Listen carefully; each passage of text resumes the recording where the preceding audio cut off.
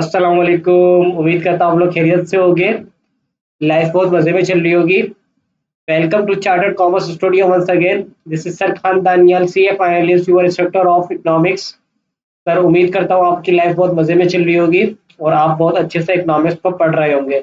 और क्या कहते हैं सर, अगर कोई भी इंक्वायरी हो, कोई भी क्यूरी हो, तो सर आप मुझे मैसेज करके पूछ सकते हैं। सर मेरा गिवन व्हाट्सएप नंबर भी आपके पास शो होता है।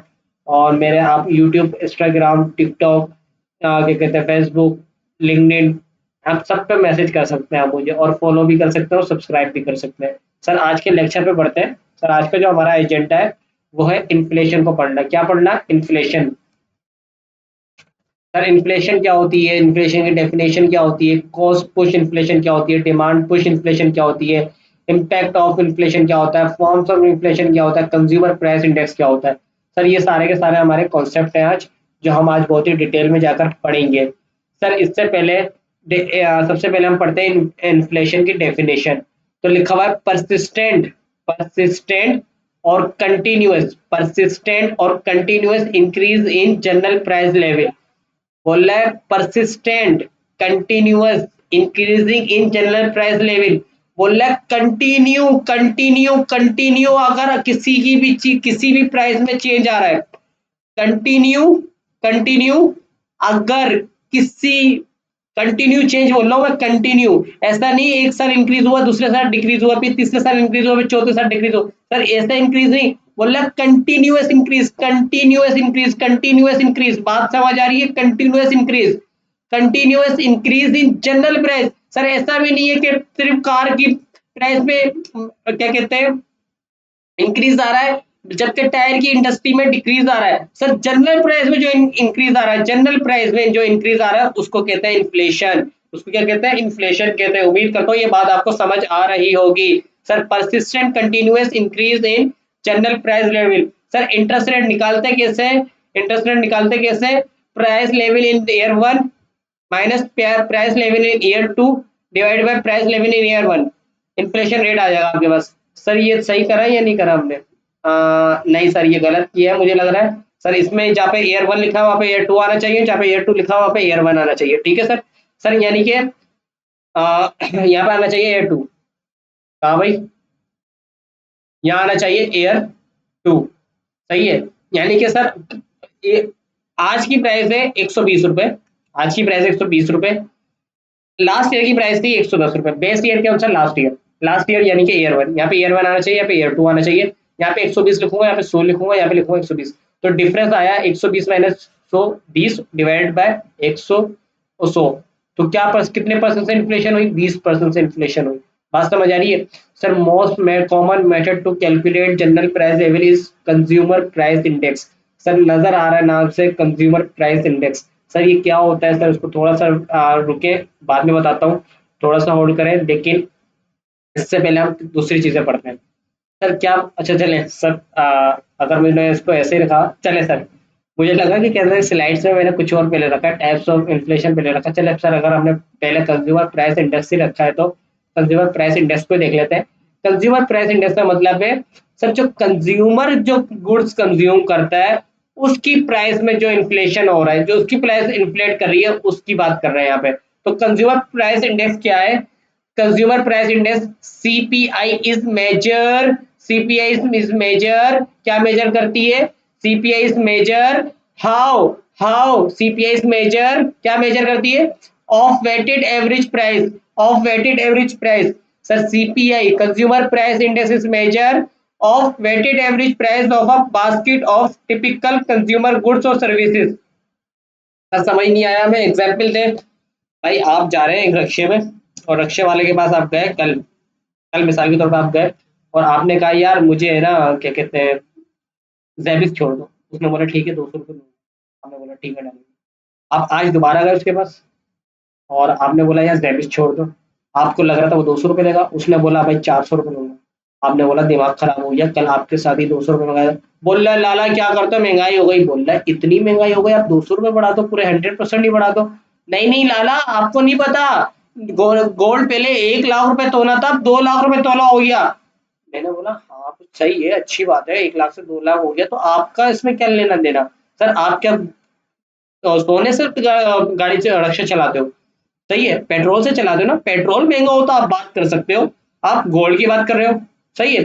बिल्कुल इसी तरीके से एक और एग्जांपल ले, एक और आप बर्गर खाने गए ज़ेबिस के सामने, सही है, आपने बोला भाई ज़ेबिस वाले के सामने बर्गर वाले को बोला भाई बर्गर दे दो, उसने बोला भाई ये लो 150 रुपये का बर्गर, सही है, आपने बर्गर खा लिया, ये कल की बात थी।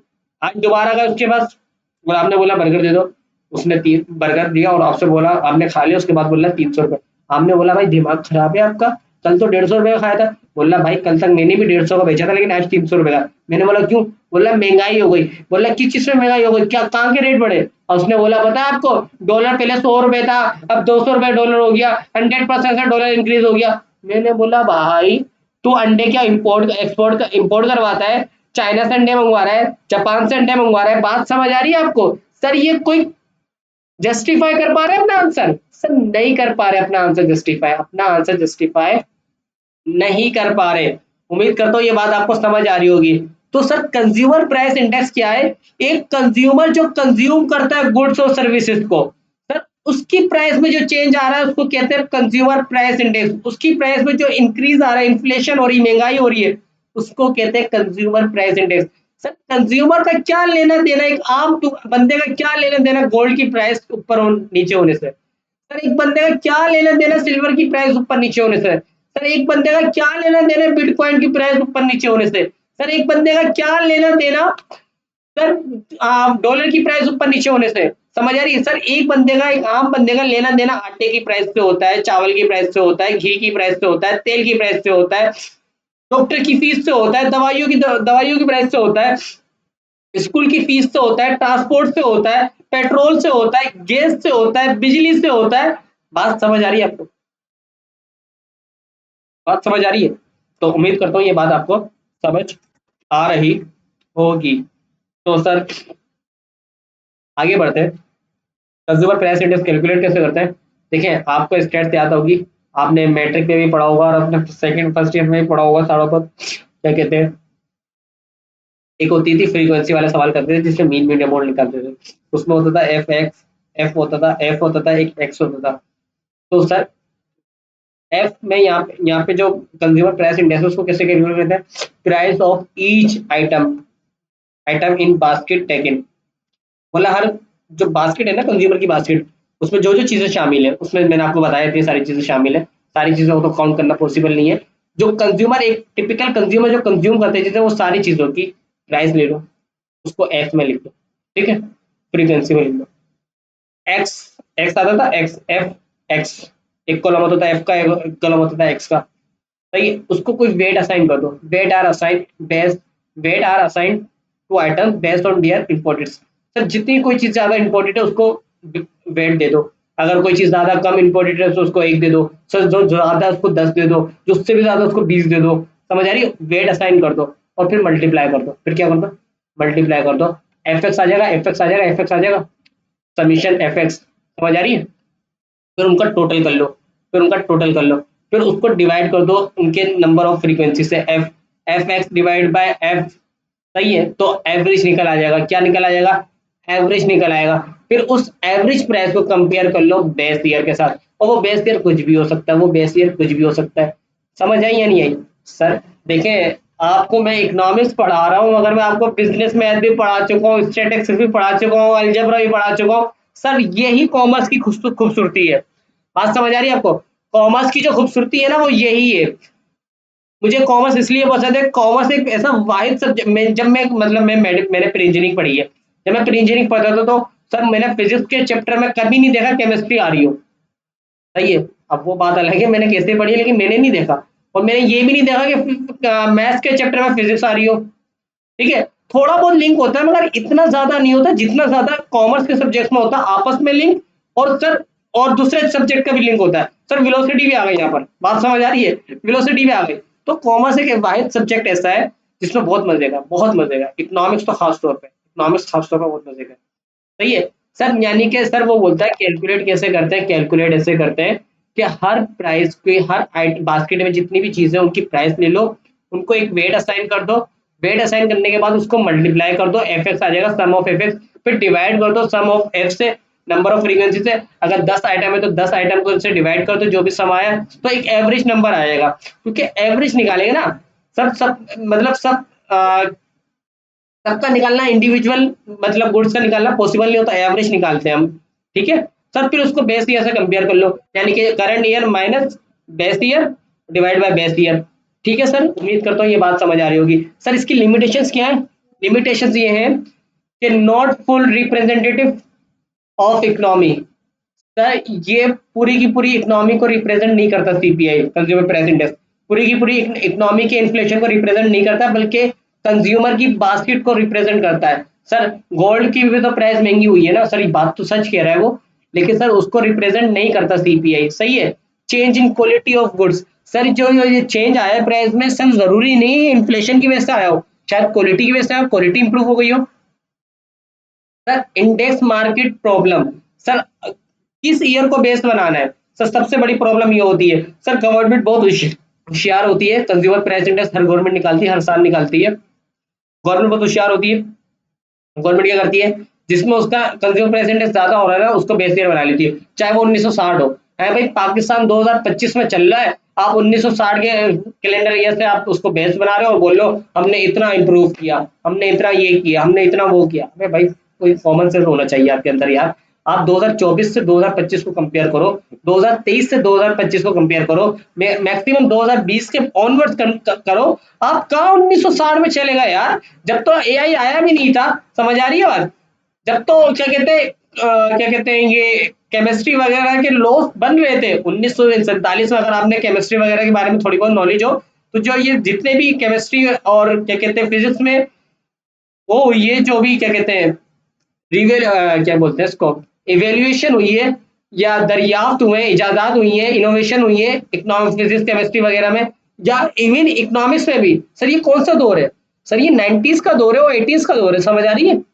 तो सर आप 90s के दौर में 1960 में जाके कंपेयर करवा रहे हो यार, 1947 में जाके कंपेयर करवा रहे हो। ठीक है, तो ऐसा नहीं करो यार। तो सर तीन लिमिटेशन है कि बोल रहा भाई सीपीआई रिप्रेजेंट नहीं करता पूरी की पूरी इकोनॉमी को, सीपीआई में जो कंज्यूमर प्राइस इंडेक्स में जरूरी नहीं है महंगाई इन्फ्लेशन ही हो, चेंज हो सकता है वो क्वालिटी ऑफ गुड्स की वजह से, और इंडेक्स नंबर प्रॉब्लम भी आ सकती है आपको। सर उम्मीद करता हूँ ये समझ आ गया होगा।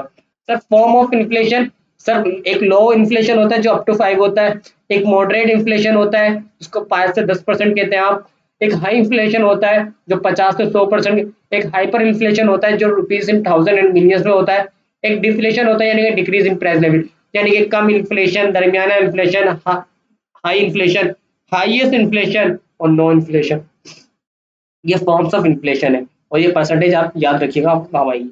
ठीक है सर, आगे दो तरह के इन्फ्लेशन और होते हैं सर, एक होता है डिमांड पुश इन्फ्लेशन, एक होता है cost push inflation. Sir demand push inflation, cost push inflation के अलावा एक मनी सप्लाई की वजह से भी इन्फ्लेशन होता है, जिसमें हम क्वांटिटेटिव थ्योरी ऑफ मनी में पढ़ेंगे नेक्स्ट लेक्चर में, तो उसमें देखेंगे। लेकिन अभी हमारा जो एजेंडा है वो डिमांड पुश इन्फ्लेशन है या कॉस्ट पुश इन्फ्लेशन है। डिमांड पुश इन्फ्लेशन क्यों होता है? व्हेन एग्रीगेट डिमांड राइज, बोला एग्रीगेट डिमांड बढ़ जाने की वजह से फुल एम्प्लॉयमेंट लेवल पर क्या हो जाती है, डिमांड पुश इन्फ्लेशन हो जाता है। और कॉस्ट पुश इन्फ्लेशन क्यों होता है? क्योंकि कॉस्ट ऑफ प्रोडक्शन इंक्रीज कर जाती है, कॉस्ट ऑफ प्रोडक्शन इंक्रीज कर जाती है। कॉस्ट ऑफ प्रोडक्शन अगर इंक्रीज कर जाए तो वो कॉस्ट पुश इन्फ्लेशन कहलाता है। अगर डिमांड पुश इन्फ्लेशन हो तो वो क्यों होता है? क्योंकि एग्रीगेट डिमांड बढ़ जाती है। एग्रीगेट क्या बढ़ जाती है? डिमांड बढ़ जाती है। उम्मीद करता हूँ ये बात आपको समझ आ रही होगी। आ रही है या नहीं आ रही भाई, बताएं मुझे आप। सर आगे demand push inflation, sir demand push inflation में क्या होगा भाई? हाँ भाई, डिमांड पुश इन्फ्लेशन में क्या होगा, इसके कॉजेस बताने, रीजन बताने, डिमांड पुश इन्फ्लेशन क्यों होता है। देखिए भाई, फिजिकल स्टिमुलस पहले होता है, फिजिकल स्टिमुलेशन। सर याद करें, आपको मैंने पढ़ाया है, क्या पढ़ाया है, कौन सी पॉलिसीज पढ़ाई थी? फिजिकल पॉलिसीज पढ़ाई थी कि अगर आपको एग्रीगेट डिमांड बढ़ानी हो तो फिजिकल पॉलिसीज के थ्रू बढ़ा सकते हो, यानी कि गवर्नमेंट स्पेंडिंग और टैक्स के सूरत में। और उसमें भी पढ़ाई थी कॉन्ट्रेक्शनली और एक्सपेंशनरी। अगर आपको ग्रोथ बढ़ानी हो तो आप क्या करो, टैक्स रेट को कम कर दो, सब्सिडीज को बढ़ा दो, जिसकी वजह से एग्रीगेट डिमांड बढ़ जाएगी। सर एग्रीगेट डिमांड तो बढ़ जाएगी, इन्फ्लेशन भी तो बढ़ जाएगा। दिखाया था यहाँ पे, वहां पे जनरल प्राइस लेवल। आप दोबारा लेक्चर कनेक्ट कीजिएगा, आप दोबारा लेक्चर देखिएगा, सर क्या हो जाएगा, सर दोबारा क्या हो जाएगा मेरा बच्चा, सर इन्फ्लेशन बढ़ जाता है, सर इन्फ्लेशन बढ़ जाता है अगर आप ग्रोथ को बढ़ाते हो, यानी कि जीडीपी को इंक्रीज करने की कोशिश करते हो। तो फिजिकल स्टिमुलस क्या है, क्या डिक्रीज इन टैक्स, टैक्स कम लेते हो आप, इंक्रीज इन सब्सिडी और इंक्रीज इन स्पेंडिंग और ट्रांसफर पेमेंट में इंक्रीज हो जाता है। यही हमने कहाँ पढ़ा था, एक्सपेंशनरी पॉलिसीज में। सर इसी तरह मॉनेटरी स्टिमुलस में क्या होता है, इन्वेस्टमेंट रेट कम होता है, इंटरेस्ट रेट कम होता है। सर इंटरेस्ट रेट, यहाँ पे इंटरेस्ट रेट आएगा, सर इंटरेस्ट रेट कम होता है, जिसकी वजह से लोग क्या करते हैं, लोग बोरिंग कर सकते हैं आराम से, और लोग बोरिंग करके क्या कर सकते हैं, एग्रीगेट डिमांड को बढ़ा सकते हैं। एग्रीगेट डिमांड बढ़ेगी तो सर क्या होगा, डिमांड पुश इन्फ्लेशन हो जाएगा। Increase in export, sir export in export, sir aggregate demand की इक्वेशन याद करें, aggregate demand is equal to C plus I plus G plus X minus M. सही है, एक्स अगर इंक्रीज होगा तो सर जीडीपी और एग्रीगेट डिमांड बढ़ेगी, एग्रीगेट डिमांड बढ़ेगी तो सर क्या बढ़ेगी, सर डिमांड पुश इन्फ्लेशन बढ़ेगी। Depreciation in exchange rate, sir exchange rate पूरा टॉपिक है हमारा, सर आगे जाके पढ़ेंगे। डेप्रिसिएशन इन एक्सचेंज रेट का मतलब है कि मेरा $1 अभी 100 रुपए का, मतलब मेरे 100 रुपए $1 का मुकाबला करते हैं, और अब 120 रुपए मेरे पाकिस्तानी, 120 रुपए $1 का मुकाबला कर रहे हैं। सर मेरे पैसे वीक हो गए, मेरे पैसे पहले मेरे 100 बंदे $1 का मुकाबला करते थे, अब 120 बंदे $1 का मुकाबला कर रहे हैं। समझ आ रही है, मिसाल दे रहा हूँ सिर्फ समझाने के लिए। तो सर मेरे बंदे क्या हो गए, वीक हो गए, सर मेरे बंदे क्या हो गए, वीक हो गए, यानी कि मेरी करेंसी क्या हो गई, वीक हो गई, मेरी करेंसी क्या हो गई, वीक हो गई। इसको कहते हैं डेप्रिसिएशन। जब मेरी करेंसी वीक हो गई, यानी कि सर 100, अगर मैं कोई चीज बाहर से मंगवा रहा हूँ, अगर मैं कोई चीज बाहर से मंगवा रहा हूँ, तो वो मुझे $1 की मिलती थी पहले, वो $1 की मिलती थी तो पाकिस्तानी मुझे 100 रुपए देने पड़ते थे। अब भी वो चीज $1 की मिलती है, लेकिन सर अब वो मुझे उसके बदले में 120 रुपए देने हैं, तो मेरी इंपोर्ट क्या हो जाएगी, कम हो जाएगी, इंपोर्ट क्या हो जाएगी, कम हो जाएगी। ठीक है सर, इसलिए लिखा हुआ है कॉस्ट ऑफ इंपोर्ट इंक्रीजेस।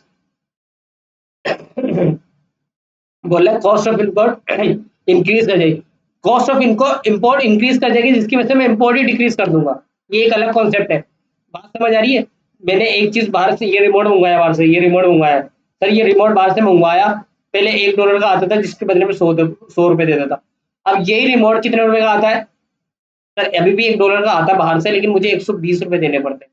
तो sir cost of import increase कर गई मेरी। उम्मीद करता हूँ ये बात समझ आ गई होगी। सर ये कॉजेस है, सर कॉजेस से मुझे इसकी रेमेडीज या इसकी मेजर्स, यानी कि इसके इलाज समझ आ रहे हैं। क्या सर फिस्कल स्टिमुलस में क्या करूंगा, इंक्रीज कर दूंगा टैक्सेस को, डिक्रीज कर दूंगा स्पेंडिंग को, मुझे लग रहा है ऐसा ही होगा। सही है, इंक्रीज कर दूंगा किसको, इंटरेस्ट रेट को, डिक्रीज कर दूंगा एक्सपोर्ट को, एप्रिशिएट कर दूंगा एक्सचेंज रेट को। तो सर इसकी वजह से मतलब ये कॉजेस है, ये रीजन है जिसकी वजह से डिमांड पुश इन्फ्लेशन हो रही है। सर इसी इसी रीजन को अगर उल्टा कर दो तो इसकी क्या बन जाएगी, रेमेडीज बन जाएगी। तो सर कॉन्ट्रेक्शनली फिस्कल पॉलिसीज, सही है भाई। सर इंक्रीज कर दो टैक्स रेट, बोला था ना भाई, यहाँ पे डिक्रीज है ना टैक्स रेट, तो इंक्रीज कर दो, डिक्रीज कर दो गवर्नमेंट स्पेंडिंग। यहाँ पे गवर्नमेंट स्पेंडिंग क्या है, इंक्रीज है, डिक्रीज कर दो। सर डिक्रीज कर दो ट्रांसफर पेमेंट, सही है भाई, ट्रांसफर पेमेंट को डिक्रीज कर दो। सर आगे मॉनिटरी पॉलिसीज में रिड्यूस करो मनी सप्लाई को, सर ये आपको अगले कॉन्सेप्ट में समझ आएगा। रिड्यूस करो मनी सप्लाई को, इंक्रीज कर दो इंटरेस्ट रेट को, इंटरेस्ट रेट ज्यादा होगा, लोग उधार नहीं लेंगे, उधार नहीं लेंगे तो डिमांड कम हो जाएगी। सही है, और लोग बल्कि खर्च करने से बेहतर है, लोग क्या बोलेंगे, बैंक में पैसा जमा करा दो, कम से कम पैसा तो आएगा। इंक्रीज कर दो रिजर्व रेशियो को, इंक्रीज कर दो रिजर्व रेशियो को, रिजर्व रेशियो आपको अगले लेक्चर में समझ आएगा। सेल करो गवर्नमेंट स्पेंडिंग, ये क्या था,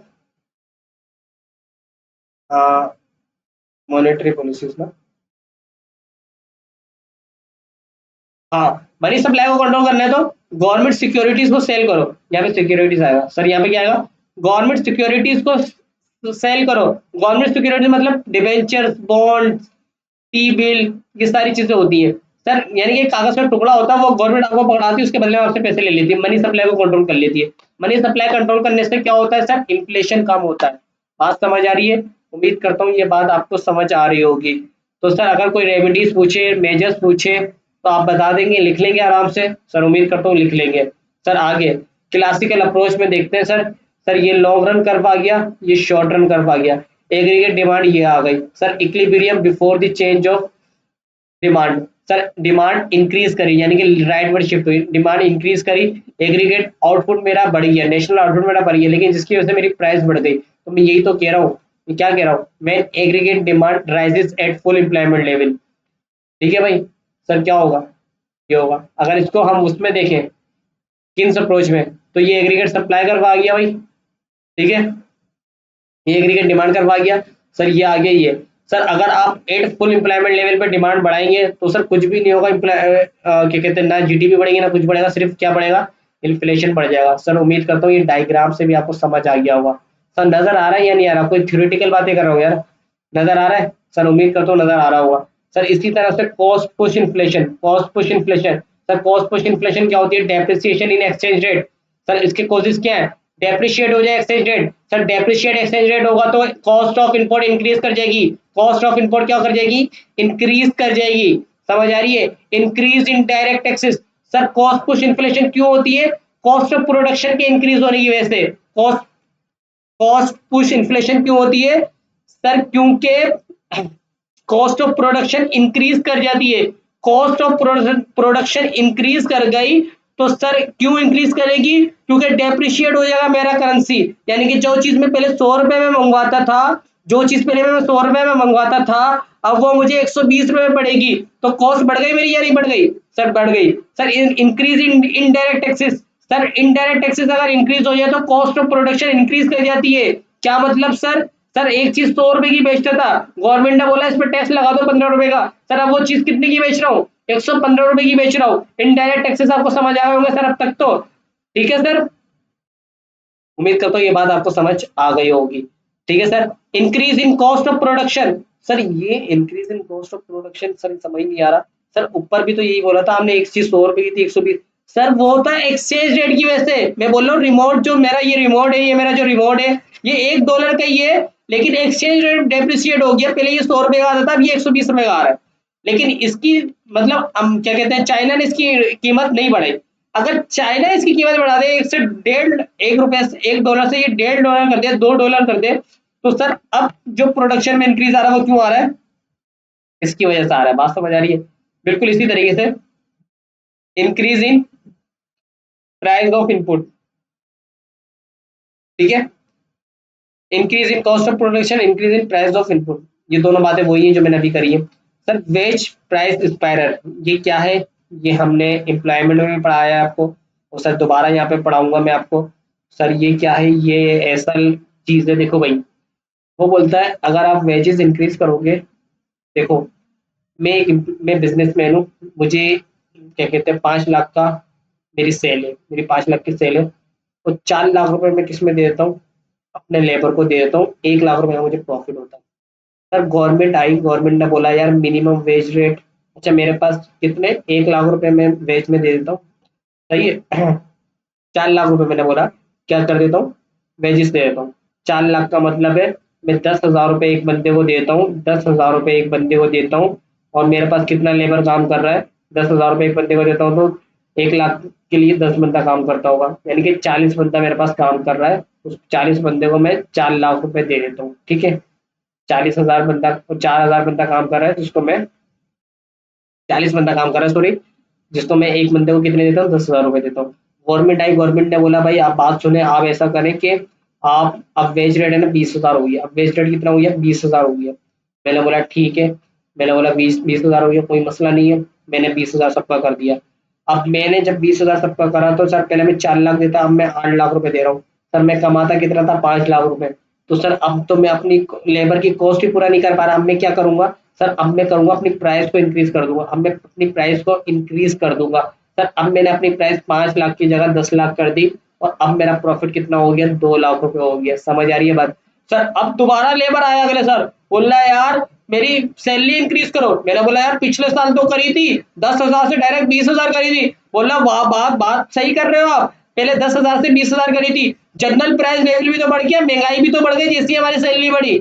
मैंने बोला मैंने ही तो बढ़ाई है, और किसने बढ़ाई है, क्योंकि सर एक बिजनेस में ना अपने प्रॉफिट को कॉम्प्रोमाइज नहीं करता वो, बिजनेसमैन बोलते हैं उसी को, जो अपने प्रॉफिट को कॉम्प्रोमाइज नहीं करे। तो सर इकोनॉमिक्स, बहुत बड़े बड़े इकोनॉमिक्स हैं, वो कहते हैं यार देखो वेज रेट को बढ़ाने से कुछ भी नहीं होता, बल्कि इन्फ्लेशन ही बढ़ता है। और सर ये हमने फिलिप्स कर्व में बहुत डिटेल में पढ़ाया है आपको, वो लेक्चर देखेंगे तो आपको समझ आ जाएगा। सर इसकी रेमेडीज क्या है? सर जो कॉजेज है उसको उल्टा कर दो तो रेमेडीज बन जाएगी। क्या? डेप्रिशिएटिंग एक्सचेंज रेट है ना, तो सर एप्रिशिएटिंग एक्सचेंज रेट कर दो। सर क्या मतलब, जो 100 वाली चीज 120 रुपए में आ रही है ना सर, अब उसको, अब डॉलर हो गया 80 रुपए का, अब डॉलर हो गया 80 रुपए का, अब वही 100 वाली चीज कितने में आ रही है? 80 रुपए में आ रही है, तो कॉस्ट ऑफ प्रोडक्शन डिक्रीज हो जाएगी। लिमिट कर दो वेज इंक्रीज, ज्यादा नहीं बढ़ाओ, ज्यादा बढ़ाओगे तो इन्फ्लेशन बढ़ जाएगा। इनडायरेक्ट टैक्सेस को कम कर दो, सब्सिडीज को कम कर दो, तो इससे क्या होगा? कॉस्ट पुश इन्फ्लेशन खत्म हो जाएगी। उम्मीद करता हूँ ये बात आपको समझ आ रही होगी। सर ये देखें क्लासिकल अप्रोच में, सर ये लॉन्ग रन एग्रीगेट सप्लाई करवा गया, ये शॉर्ट रन एग्रीगेट सप्लाई करवा गया, ये एग्रीगेट डिमांड करवा गया। सर ये आ गया इक्विलिब्रियम। सर मैंने सप्लाई बढ़ा दी, मैंने सप्लाई बढ़ा दी यानी कि राइटवर्ड शिफ्ट कर दी। सप्लाई बढ़ाने की वजह से मेरा आउटपुट तो बढ़ गया, लेकिन मेरी प्राइस क्या हो गई? डिक्रीज हो गई। मेरी प्राइस क्या हो गई? डिक्रीज हो गई। सही है, P1 से P2 चली गई। सर उम्मीद करता हूँ ये बात आपको समझ आ रही होगी। सर मुझे एग्रीगेट सप्लाई बढ़ाना है, एग्रीगेट सप्लाई कैसे बढ़ेगी? जब फैक्टर ऑफ प्रोडक्शन ज़्यादा होंगे या कॉस्ट ऑफ प्रोडक्शन कम होगी। तो सर अगर कॉस्ट ऑफ प्रोडक्शन ज़्यादा होगी तो सर मैं क्या करूँगा? सर ये वाला कर्व कहाँ पे शिफ्ट हो जाएगा? यहाँ पे शिफ्ट हो जाएगा। जब वो यहाँ पे शिफ्ट होगा तो वो यहाँ पर आ जाएगा, यहाँ पे शिफ्ट होगा तो वो यहाँ पर आ जाएगा। जैसे ही वो यहाँ पर आएगा तो आउटपुट मेरा डिक्रीज हो जाएगा, यहाँ से यहाँ आ जाएगा। और सर मेरी प्राइस जो है, ये मैंने ये बोला यहाँ पर आ जाएगा, ठीक है, यहाँ पर आ जाएगा, और मेरी प्राइस जो है वो यहाँ पर आ जाएगी। तो सर P1 से यहाँ पे एरो यूं कर आ जाएगा।